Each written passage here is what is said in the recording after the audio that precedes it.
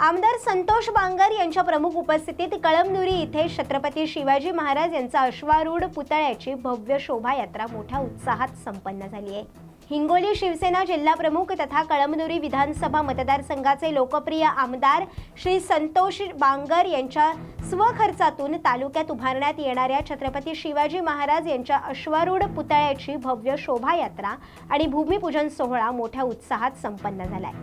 यावेळी बोलताना आमदार संतोष बांगर म्हणाले की कळमनुरी विधानसभा मतदारसंघातील जनतेला महापुरुषांच्या विचारांपासून प्रेरणा मिळावी म्हणून सर्व महापुरुषांचे पुतळे स्वखर्चातून आणि स्वतःच्या जागा घेऊन उभारण्यात आले।